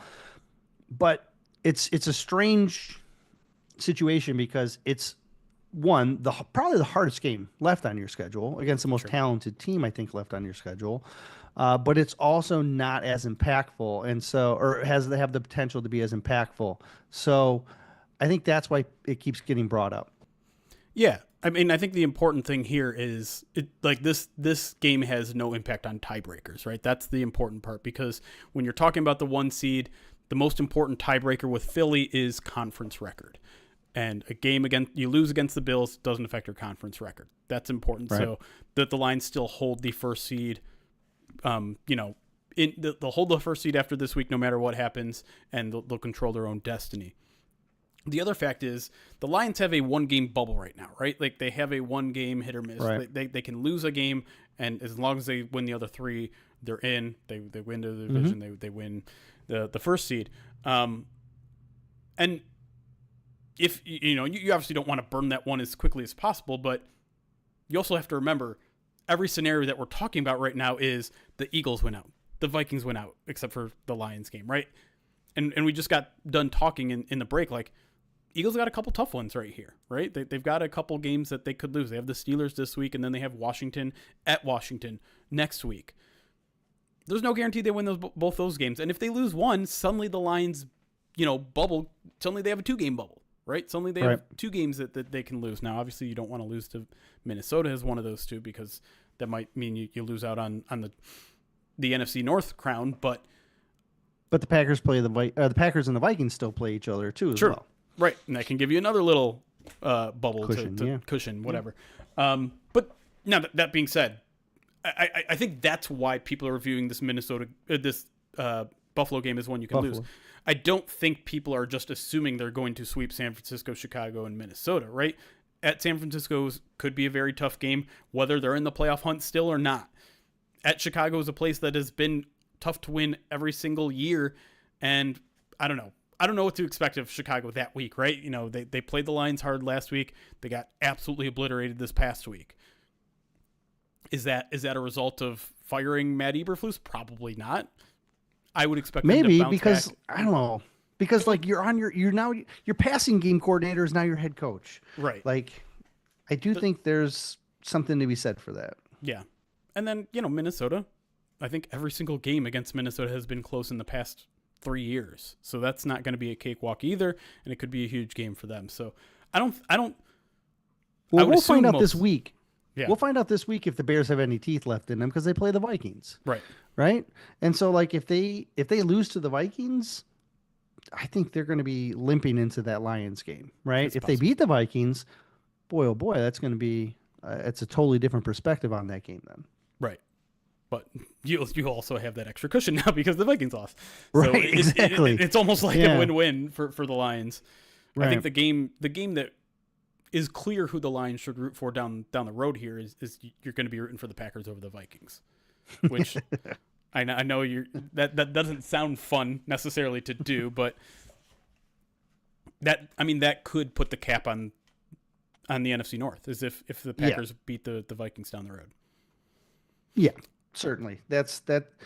It does go against maybe your Lions morality to root for the Packers. But even I don't But- remember if it's before or after that game. Vikings have to go to Seattle as well. So like It's for Vikings. It's Bears, Seattle, Yeah. Packers, Lions. That's how they end the season. I don't know, man. Like that, I think that's why I think people are a little bit anxious about this Buffalo game because they're still injured Sure. because Buffalo just put up whatever on 42. the Rams in a losing effort. Yep. Yeah, I do. Yeah, I think there's some Lions fan base, justifiably, prepares itself for the worst sometimes, right? Yeah. And so when they prepare themselves for the worst, they start thinking of how to justify that it's okay. And again, all fan bases do this, right? But the Lions have a history, and so the fan base I think is looking ahead and saying, if we lose, why is that still okay? And then and then realistically it is. Like if they lose, it's not the end of the world because you just beat the Packers. Because you've put yourself in the situation that you're in now. And it makes the last 3 games a little bit more must-have type of things for the number 1 seed, but this is an incredibly difficult game. Yeah. All right. Next question comes from Daniel G on Twitter. Asks, would it be more of a surprise if we win out, or would you be more surprised if we lost 2 games down the stretch? I'd be more surprised if they lost 2. Because I think they are just rolling right now, and I keep waiting for like the one thing that can that is going to be something they can't overcome.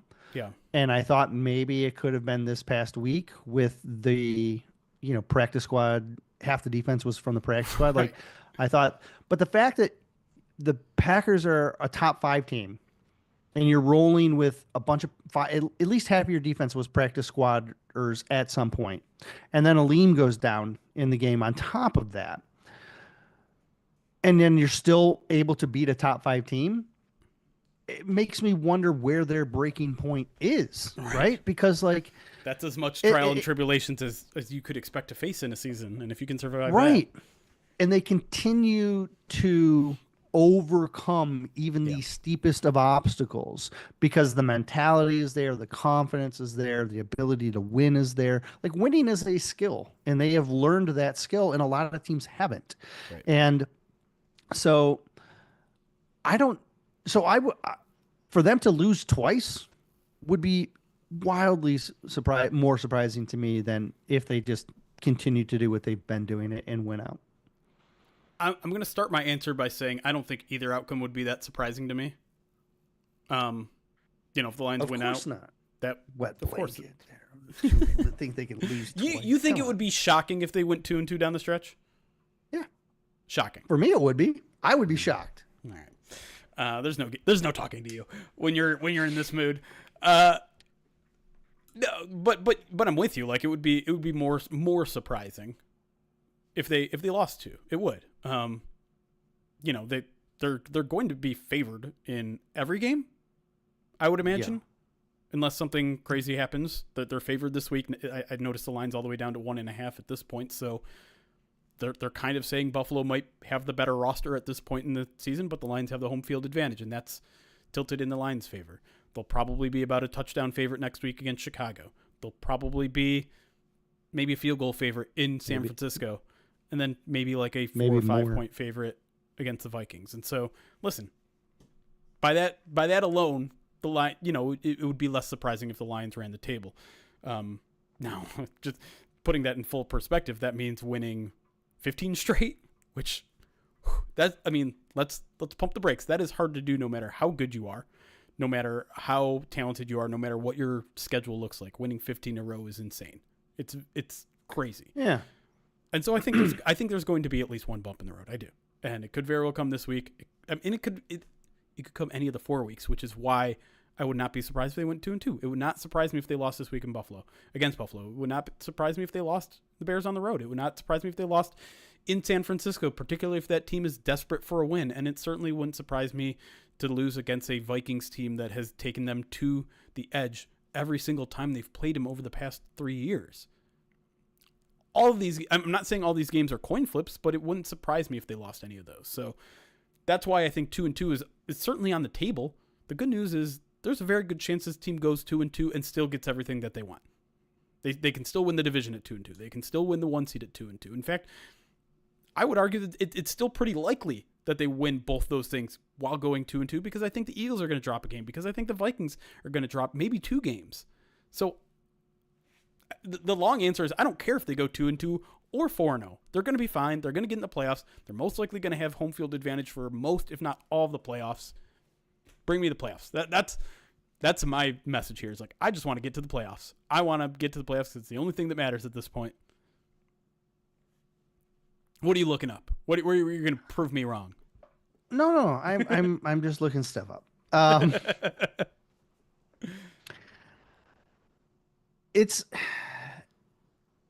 If it was any other season, I agree.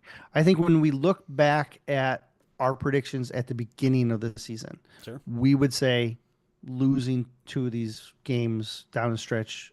I would agree with you that it's potential. There's a potential for that. But this season, there's something weird about it. Like, just teams, all the top teams just continue to win, and all the bottom teams continue to lose. And in most seasons, it's not like that. There's some variance.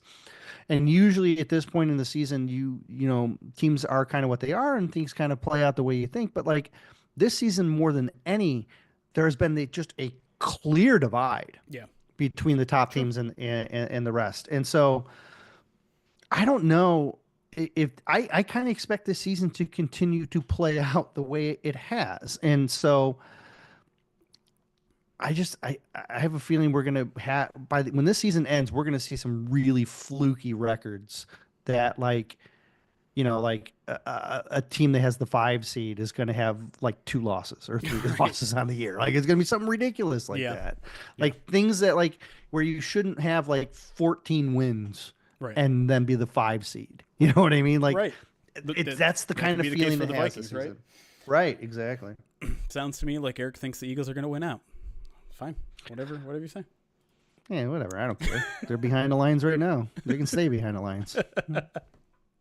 David Marr on Twitter asks, Hutch aside, what's the most realistic best case starting 11 for the defense going into the playoffs? Oh boy. So let's start with the defensive front here. I think. Okay. You're going to get Pascal and Onsarike back. Yep. You're going to get McNeil back. You're going to get Reeder back. Yep. And then you have Za'Darius and Muhammad, and you're happy with that front, Yep. right? I think you're happy with that. You're not getting anybody back. You're not getting anybody off IR, in my opinion, other than those guys. So that's kind of your front. Yeah. At linebacker, Kaminsky is a maybe. Kaminsky is a maybe. I don't know, man. I'm not. I Well, don't know. the one thing about Kaminsky It'd be tough. that I had to be reminded of when I wrote kind of like the injury list is, remember, like, he suffered his injury in August. They purposely did not put him on IR then because they thought there was a chance he would come back. They put him on the 53 initially, or use that new rule where Right. But like, their intention at the time of his injury was that he would come back. Yes. But I also, it's possible he maybe, like, I think his timeline was pushed up and now it's pushed a little bit back. Is he just not healing this properly? Will he get up to speed in time? Because we've seen guys come back in the playoffs and then not get up to speed, right? So I'm not looking at Kaminsky as an option. If he ends up becoming an option, awesome. But I'm not, in my mind, I don't look at him like that. Okay. The linebacker group, you're going to get Alex back. Yep. And so you're playing an Alex Jack Campbell combo, and then your third is just going to be a rotation. It's going to be a lot of Nowoski when you want to play that down Sam. It's going to be David Long and Turner when you want to, and that's fine. They've been rolling with that. That's what you got. And then the secondary, maybe you get Rakestraw back, but he's just depth. Maybe you get Iffy back, but he's just depth. Maybe he takes Jamal Adams' spot. And so maybe you get those guys back. But really, the key is to get the defense that you want, to get the best defensive scenario. You get your front four that are healthy, or that are not healthy right now, but not on IR. You get them back, and then you bring Alex off IR, and that's probably the best you're going to get. Yeah. And honestly, that's great. That's what they were working with most of the season, right? Like, the only thing you're missing there is Malcolm, right? Like, that's kind of the only guy that's not there that was here for the majority of the post Aiden Hutchinson era. Correct. Yep. The only guy I think you're okay with that. Yeah, the only guy I want to throw into this conversation, because I think his trajectory has been interesting, is Emmanuel Mosley. Because he's healthy now. He's good to go. It seemed like he was about to have a defensive role before he suffered a pregame, a hamstring injury or whatever it was. And then you come to this past week, and he's inactive. Theoretically a healthy inactive, right? Because he was not given an injury designation going into the game. Now, it seemed like that was kind of a special situation where it was special teams, but also the fact that you were suddenly extremely shorthanded on the defensive line. You needed as men and linebacking crew. So my question is, what's Emmanuel Mosley's trajectory the rest of the season? Is he a guy? I assume he's going to start being active moving forward once they get healthier on the defensive line, if that happens this week or next week. Is there a chance he moves into the starting lineup or sees some defensive snaps? Because he's a guy that not that long ago we were talking about as the starting nickel, and not that Amik has done anything wrong. In fact, I think Amik has played very well. Do you think there's any chance? I mean, with the way the lines do this, like, it's a weekly competition in practice every week, right? Like, sometimes you can jump someone on the depth chart in the middle of the season just by how you're playing in practice. So do you think there's a chance we see Mosley maybe work his way into the nickel spot? No, I don't. Okay. I just don't. I look at the way they talk about Mosley in the locker room. I'm sorry, the way that they talk about Amik in the locker room, and about how they like his veteran, his veteran leadership, how they like the way he plays. He has he doesn't play every snap. He plays about half the snaps, maybe sometimes less than half the snaps. So it's very unique. He gives them the physicality that they want. He really doesn't make a ton of mistakes. He had one game where he was really more exposed, but that's more of an anomaly than like what we see on a consistent basis. And he's really good at stopping the run, which is what this team prioritizes. I have no idea what Mosley can bring. Right. Right. And if he were to come in and usurp him, Amik, it would be surprising to me. I look at Mosley's ceiling as kind of like nickel depth corner 3 depth. You know what I mean? Like outside corner 3. Yeah. I could see him overtake Vildor or Dorsey, not on special teams, but on defense. But if you have injuries that you do up front, it's harder to justify keeping a guy like Mosley on the field on game days because he's not going to pass Vildor or Dorsey on special teams. And if you need more help up front, then you get what you saw last week. I think maybe he's a better he has the potential to be a better defender than both those guys, but the way Arnold, Davis, and Amik have been playing, I don't see how you can get past how he's going to be able to jump any of them because they have such good chemistry. This is something you talked about in training camp.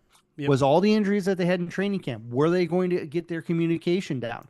Their communication is legit. It's on point, and I see no reason to try and disrupt that. It's a really good point. That last one I think is the one that hits the most for me. Because it was your point. That's right. It back. But yeah, no, I mean, the thing is, I do think they really like Emmanuel Mosley a lot.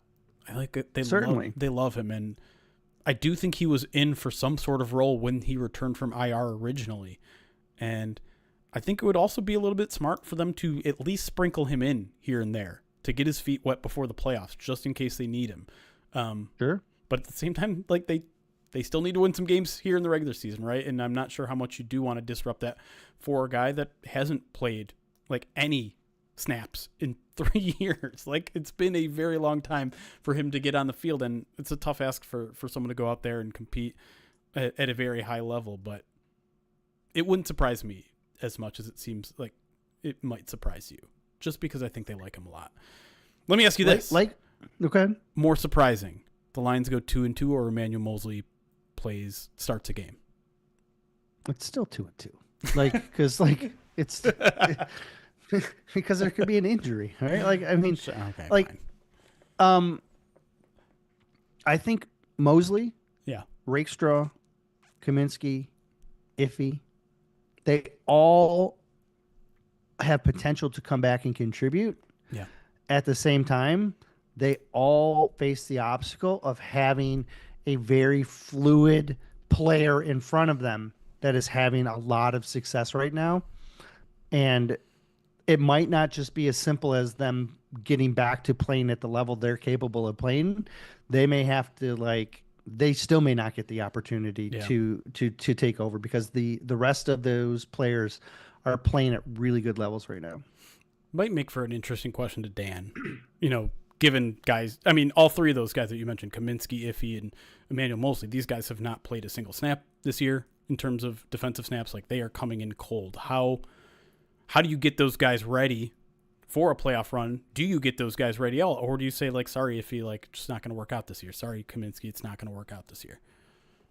It's a tough question. I mean, look, you want as much depth as possible, right? And that's, if you can bring them back, you want to bring them back. And there are players, without naming names, of players that are on defense that you could probably say, we have enough depth at this spot. We need more. This is a more talented player. Let's make that move. But at the same time, we saw it last year, with James Houston.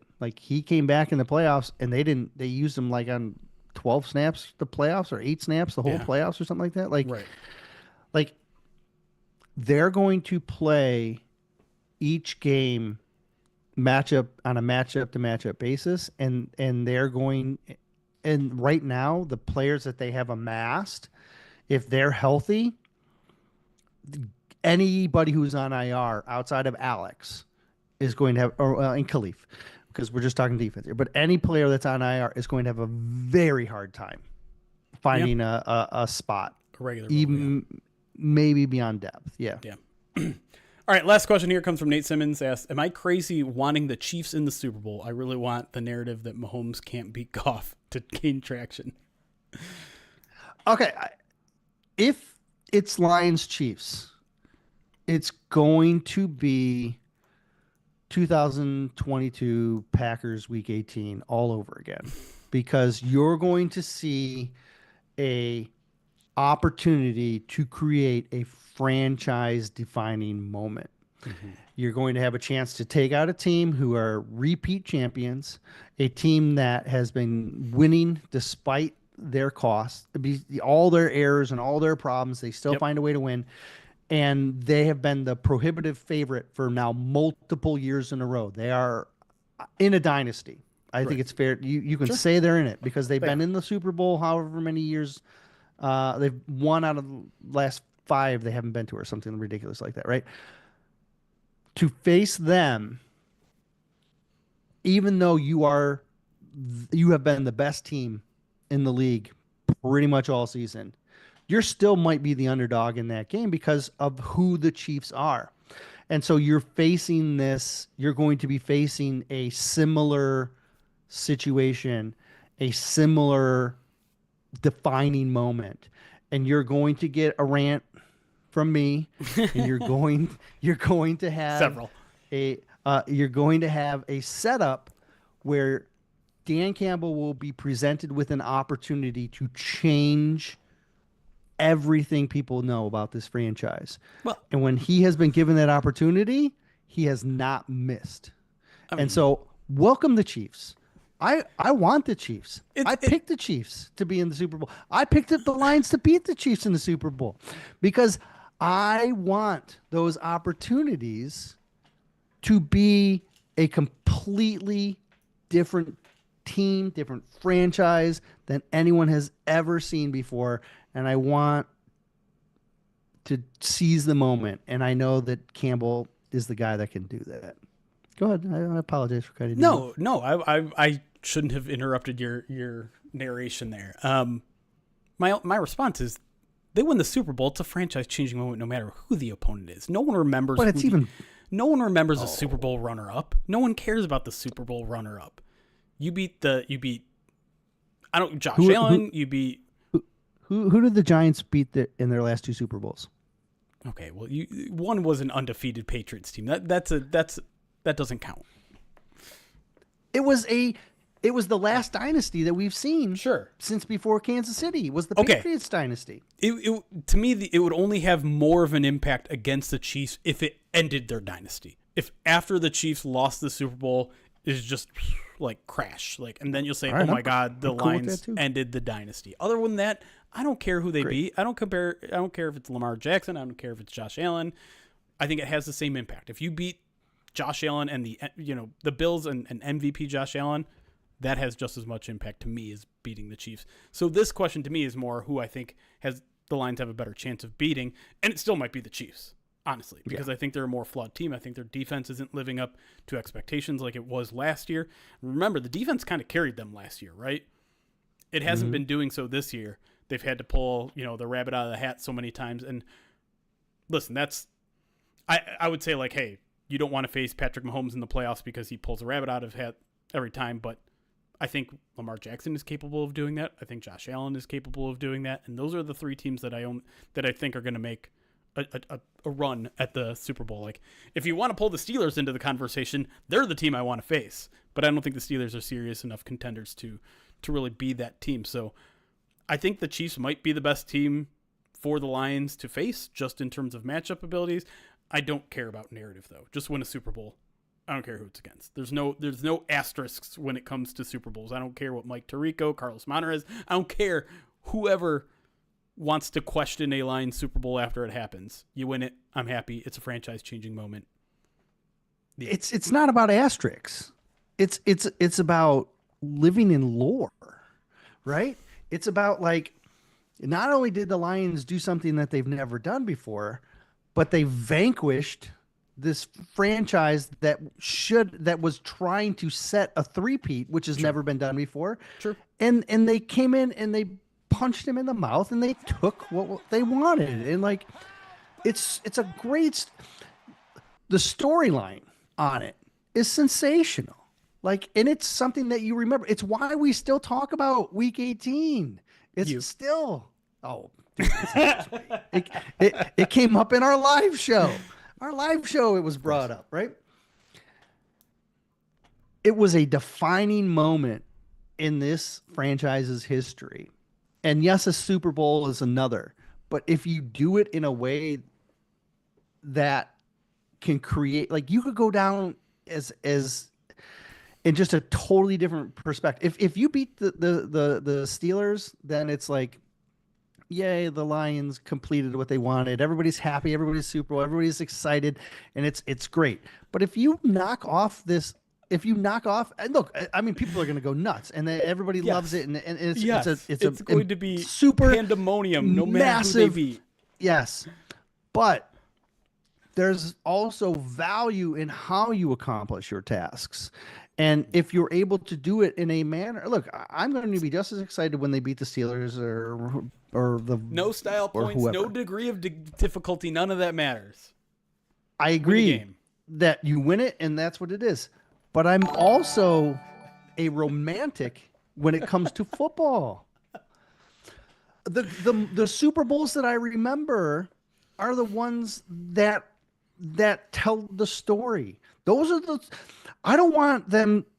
Look, and maybe they can do this in another year. They can win the Super Bowl, back to back, and there's all kinds of scenarios that can make the Lions a team that people remember. But if you win the Super Bowl, you're going to be remembered as a team that won the Super Bowl. Yes. But if you win the Super Bowl in a certain way, you now become something beyond just a Super Bowl winner. And that's how I look at this team. Is I look at this team as, yes, they're the best team in the NFL, and yes, I think they can win a Super Bowl, but I think they can be even more. I think the storyline, the romanticism, this can become something even larger if the circumstances in front of them are what they could become. Like, Eli Manning is a great quarterback, but he becomes the Patriots killer. You know what I mean? Because of how he wins it. Sure. You remember Jerome Bettis winning his Super Bowl in his hometown in Detroit. Like, that's a great story. Like, the stories are what live on. Dan Campbell winning in New Orleans. Yes, in New Orleans, with the team he played for in the city. But that's what I'm saying. Story. Is you can find those narratives elsewhere. It doesn't have to be about who you play. You're making it again. No. You're making it about the opponent. I agree. This is not about the opponent. No. I'm not.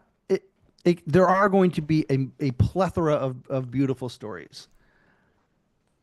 I also want to punch somebody in the face and have them feel it, and I want them to still talk about, man, can you believe this happened? And I think the opportunity can be there. The Lions already punched the Chiefs in the mouth. All right, that they already established their dominance over the Chiefs. I don't need to prove it again. No, I'm more than comfortable doing it again. That's like I know we're going to be excited regardless. Yeah. But regardless of how it happens, when it happens, who the opponent is, we're going to be incredibly excited. And the scenarios we're going to find storylines. But it's last year, man. Think about that first playoff game in 30 years against the Rams. Sure. You're going to remember that. Yeah. For the rest of your life. Just like you will remember the first Super Bowl. You will. But I don't want the second one to be more memorable than the first. I want the first one to be like, this is the point. It will be. It doesn't matter. It could be against Denver. It can be against, I don't know, some team that doesn't even look like they're good right now. Some team that sneaks their way into the playoffs. Who's a team that's out? The Vikings? Oh, no, that's in the... They don't look very good. Oh, you meant from the AFC. Oh, yeah, that's how the playoffs work, Erik. I know. I just want to take a shot at the Vikings. All right. Forget it. We're done. Podcast over. If First Bite, as you may remember, is a Pride of Detroit Direct subscriber thing, so that, even though you guys had the live offering in November, that's going to be back to Pride of Detroit Direct thing. So make sure you subscribe to Pride of Detroit Direct at prideofdetroit.com/subscribe. The Per View podcast will be back either this week or next week, and then the main POD cast will be probably Sunday night, maybe Monday night, considering it's a 4:30 game. But we're back into our regular rotation. So make sure you subscribe on any podcasting platform. Give us a review if you haven't already. But until next time, that's Erik over there. I'm Jeremy. Thank you all for listening. It's Cass. Be kind. Recording stopped. 4:30 game in Ford Field. Like Yeah. you're going to be That'll be a late after night that one. game for a long time. Like to try and do a podcast after that. I'm just saying, I would bank on Monday That's if I were probably you, right. Well, that's why I threw it out there. because that's a hard. Yeah. Stupid That's a- 4:30 games. Is the house burning? I can hear screaming. It It was just brief. Could have just been them playing. Slim Quick, thank you for the 30 months subscribed on Twitch. Drew go check. Forsyth, thank you for the subscription on YouTube. And Damien, thank you for the £2 on YouTube as well. It says, if the 1 seed is locked, Hooker in week 18. We talked about this a little bit earlier in the previous break. I think we both agree that they're probably not going to rest starters right away in week 18, just so they avoid the 2 weeks off type of thing. But at the same time, I think by halftime they probably throw Hendon Hooker in that game. This will be my first ever Lions game. How early do I show up? Depends what you're looking to see. If you just want to be in there for kickoff, you should be able to arrive at Ford Field probably at 4 o'clock and get inside, no problem. If you want to see warm-ups, those start 90 minutes before kickoff. Doors open, 2.5 hours early now? It used to be 2 hours. I think it's 2.5 now, maybe even 3. I get in the building 3 hours beforehand, 2 hours beforehand. They do have the power hour deals in the first 30 minutes or an hour that they're open, where you can get like actually decently priced beers for like $5 or $6 instead of 10. I get there 3 hours before just because I have to get prepped. You don't have to get prepped. I You do don't even do anything. mentally. You just chit chat. You're a little chit chatter. No, it's all part of my mental preparation. No, we got an injury report. We got to get ready. Man, I did not like the last game. Trying to get all that prepped up on Thursday. I walked in and only had like 20 minutes to make sure that was ready.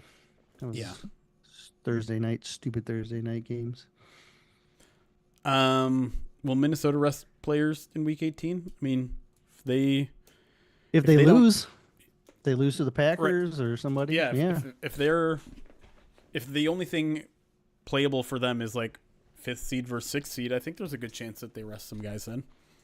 I would consider it. It also means that game's a 1 o'clock game too, probably. True. Lions, I would. Please. I don't want a Sunday night Lions Vikings game for the division. I really don't want that. I'm sorry. I know it'd be exciting and Ford Field would be rocking and fans would love it and ticket prices would be crazy. I don't want that. Okay. I want some sleep. Yeah. And if for some reason, if for some reason the Lions are not in play for the 1 seed, let's say they lose to Buffalo and then the whatever, right? Oh, I guess they still would win the 1 seed though. Even if they lose to Buffalo and they still win out, they would still. Yeah. It would still be the 1 seed. There's Okay, still never a mind. scenario like where maybe the Lions lose 2, the Vikings lose 2. Oh, well, that's not happening, so I'm not worried about that. That's right. I forgot. Lions losing 2 is never going to happen in Erik's world. They've played 13 games. They've played 13 games and haven't lost 2 yet. I know, but listen. I know winning is a skill and winning close games is a skill, but if the Lions keep playing on the edge like they have past month or so, like they're going to lose one of those games.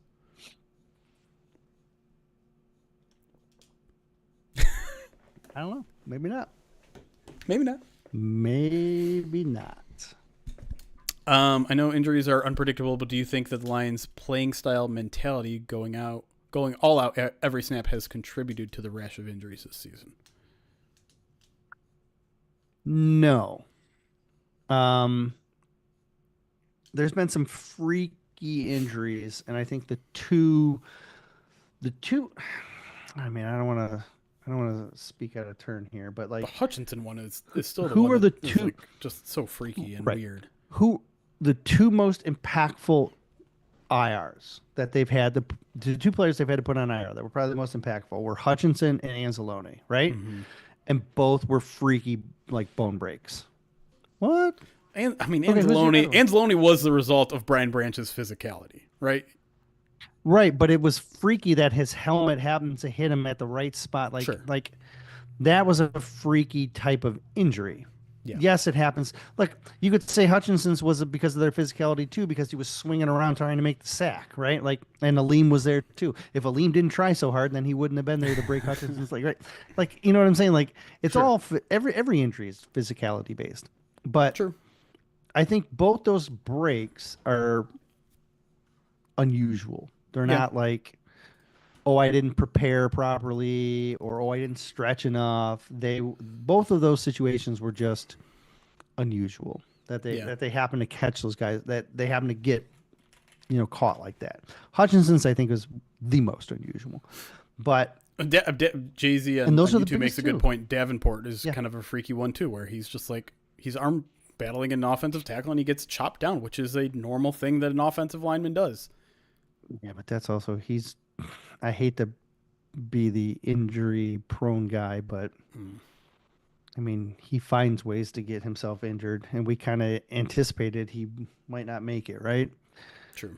I agree with that. That is unusual in the fact that of how it happened, though. I Right. agree with that for sure. Sorry. But like, I don't know. A lot of these,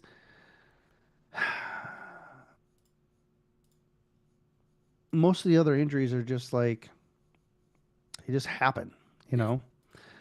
And like, I was talking to someone over break, over Thanksgiving break, or might have even been after the Packers game. But I was like, it's such a different game than it was even 10 years ago, much less 20 years ago.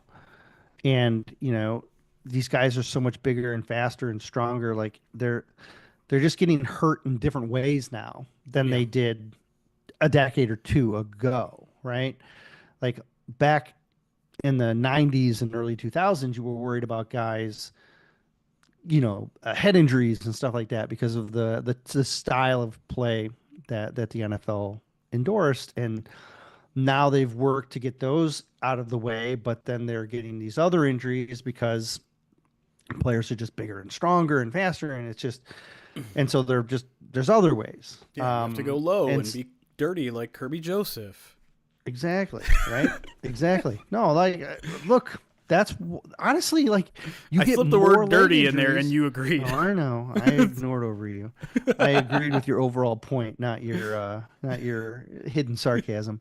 But the way the game has adjusted is you're now more susceptible to lower leg injuries, which is what a lot of these guys are having. And so how do you adjust to get that out of the game is just you're going to do that, and then something else is you're going to start getting injured in other ways. And so it's an unfortunate part of any sport, and especially a sport that's so physical that injuries are inevitable. And Yep. so Yeah,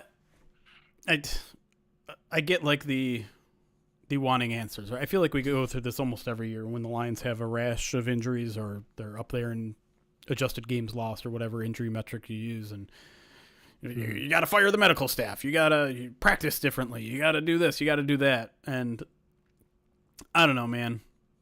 I generally think injuries are 80% luck, if not more. And Lions just have a string of bad luck right now. And we we try to attribute meaning to that luck. We try to say, okay, it's because of this, it's because of that. But right. I think we're just chasing an answer that isn't there. Coaching or support staffs, coaching staffs, they do their best to be preventative when it comes to injuries.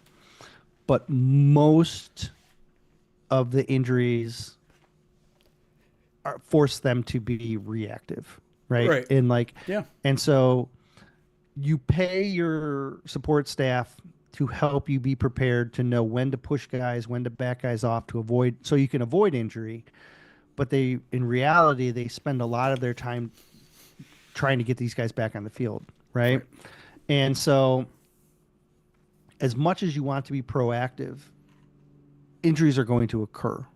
And as much as you're careful with look at, they ran walkthroughs for like every first practice for like a month almost, right? Yeah. And they did that because they were getting information that said we need to back it off on these guys, and they felt like they had the knowledge of the system in place that they could do it and still win, and they were right.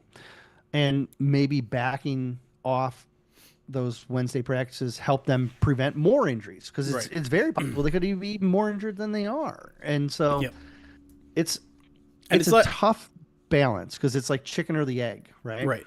And it's not like they're being less physical on offense, right? Like they're being just as like their whole identity on offense is physicality, and yet, you know, the wide receiving core has been relatively healthy. The running back core has been really healthy. You know, Sam Laporte only missed a couple games. Offensive line, a game here and there, but mostly pretty healthy.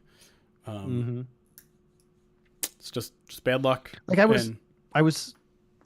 they've had the offensive line injuries that they've had have been like really like at tough times too. Like, weren't they missing Frank in Seattle? Like when they wore the black jerseys? Because I remember. Sounds right.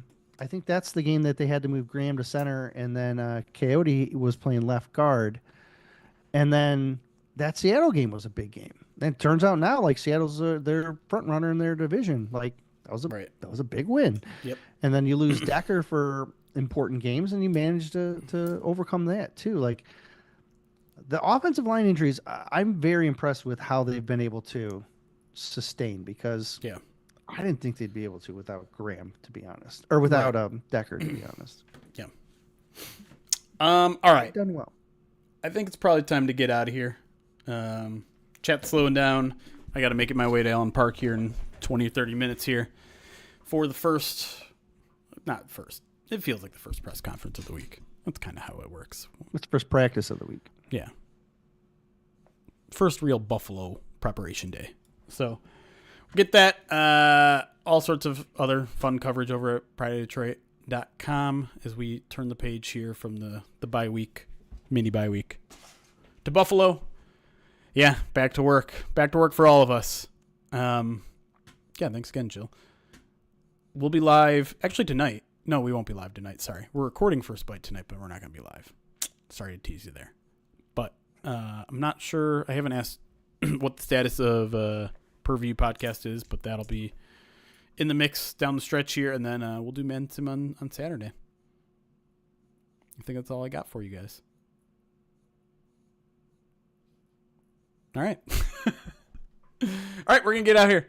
Thanks, everybody, for showing up in this little matinee version of the Midweek Mailbag. If you missed any of it, it's up. It'll stay up on YouTube and Twitch, and it'll be up on the podcast feed tomorrow. But until then,